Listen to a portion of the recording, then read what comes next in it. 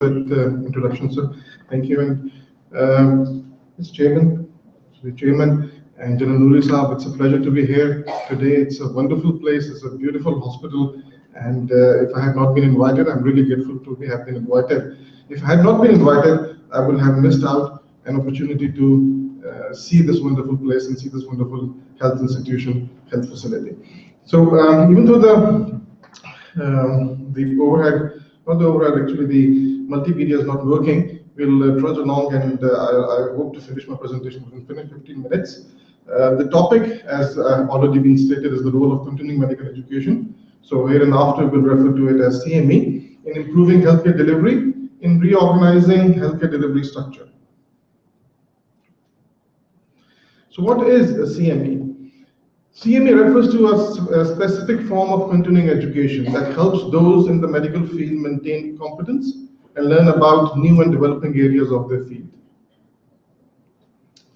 What is the role of CME? It's ideally designed to bridging the existing gaps between knowledge and practice, and it is ingrained in self-directed learning and reflection in practice.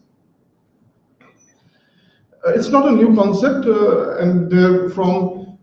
I think many decades, over many centuries, we have been part and parcel of continuing medical education, continuing professional development activities in healthcare delivery and in health education in one form or the other, in the form of ward rounds, in the form of case discussions and meetings, and published medical papers and journal club meetings. So it's not a new concept. But what is new about continuing medical education now is its role in continuing licensure, and it may be used to qualify and determine current clinical competency, and different regulatory bodies require different levels of CME activities to continue to license doctors and health professionals in allowing them to continue their clinical practice. These vary from country to country, from various areas to areas. For example, in the United States, the state of Arizona requires on an average 40 hours of continuing medical education activities every year for the continuation of licensure of clinical practice. In Canada, for example, the Royal College of Physicians and Surgeons of Canada requires 400 credits of CME activities, with a minimum of 40 credits obtained in each year of the cycle. It's a 5-year cycle in Canada. In Pakistan, according to the amended Act of 2012, Section 16B, license to practice B is only given to those, or allowed to continue to be given to those, in case of general practitioners who have 5 credit hours per year of continuing medical education activities attended, and in case of specialists, 10 credit hours of per year of continuing medical education activities attended. University of Health Sciences was the first university that was accredited, approved by the Pakistan Medical and Dental Council to accredit CME and CD activities in various institutions across Punjab and beyond. And once this law was enforced, and that was from January 2015. University of Health Sciences has a very large jurisdiction as far as medical education is concerned. It covers almost the entire province of Punjab, which has an area of more than 205,000 kilometers square. And the university has more than 34 medical and dental colleges attached to itself, with over 5,000 faculty affiliated and over more than 21,000 registered medical students. The various type of continuing medical education activities that have been conducted from the forum of the University of Health Sciences over the last year and then 4 months, 16 months in total, include live activities and also enduring material activities that have continued to happen over a period of time, and once on completion, those have been accredited by the University of Health Sciences. So in total, 2025 activities have been conducted through the platform of the University of Health Sciences, and they peaked in the month of August 2015. And a total of 10,669 CME hours have been awarded, and again peaking in August 2015. A total of 6,000 facilitators over the 16-month period have been involved in training or in imparting those CME activities to over 60,000 health professionals.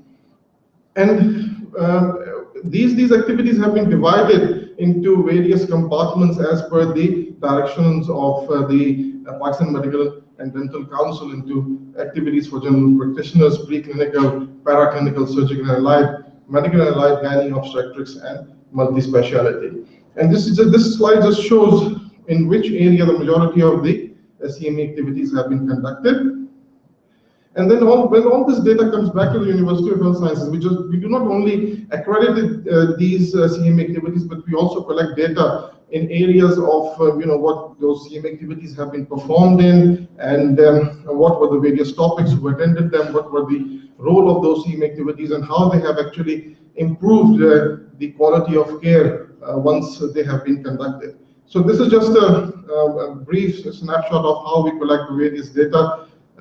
For example, in the paraclinical area or the surgical and allied area, these are the kind of CME activities that have been conducted over the 16-month period. And similarly, in medical and allied, for example, gynae and obs. This is not the entire data that we have, but just to give an idea of how we collect the data. And then we also try to identify the most discussed topics, so as to identify what in which areas CME activities are being conducted in the province. So, for example, in medical and allied, diabetes, like here, seems to be the most commonly involved area in continuing medical education activities. In surgical and allied, and then not just in clinical areas, but beyond clinical areas, in areas of medical education and other areas of faculty development, like EndNote and SPSS and research and medical writing, a lot of CME activities have also been conducted. So with this data available to us, we wanted to conduct a study and find out what is the role that health professionals think CME has in improving their patient clinical encounters. And we followed the mixed method research approach involving health professionals of both genders, of varying age group, and the study was from January 2015 to March 2016. A survey technique was used using a questionnaire that was developed through brainstorming and using the documentary evidence available in literature. And the questionnaire was collated and then further refined and was administered online to all participants of the activities. And then 2 repeat surveys to non-responders were sent at 1 month interval each. So it was a quantitative, data was entered through into SPSS and the qualitative into NVIVO. A 39% response was received, which was quite good, we believe. And the majority of the individuals that responded were professors or assistant professors or PG trainees. And the areas of CME activities that they had attended included mostly medical and allied, multidisciplinary, and medical education. And the response that we received basically informed us that they felt that CME activities improved their skills, they improved the knowledge, but there was also a response that felt from individuals that felt that the CME activities were not really helpful. So we wanted to explore that further, so we conducted 5 focus group discussions till data saturation was achieved, containing 10 to 12 participants for each focus group discussion, including 32 general practitioners, 12 physicians, 8 general surgeons, 2 gynae ops specialists, and 1 pediatrician. And the themes that were extracted out of these focus group discussions rotated around identification of a needs analysis or gap analysis that should be contextually relevant, and the CME activity should have an impact on patient clinical outcomes. So yes, CME activities were required, but they should be contextually relevant and they should actually impact patient clinical outcomes. When we look at the data and we look at the Punjab health facilities, we identify that there are a large number of basic health units, Tehsil headquarters and district headquarters as well, and a huge human resource in terms of health facilitators, health physicians, health professionals available. And then I just want to move on to how we can use that data and build on certain concepts related to changing the identity, changing the behavior of health professionals, so moving from service delivery to patient care. And I would like to, first of all, define identity. So identity is the conception, qualities, beliefs, and expression that make a person or group different from others. We have primary identities and secondary identities that are not fixed and they change. And there's considerable interplay amongst our various identities. And in some situations, certain identities might be more salient than others. This is just a diagram of various amalgamating the various concepts related to identity. So when we shift from one identity to another, we tend to explore and then we commit to an identity. If we explore and then commit, we have identity achievement.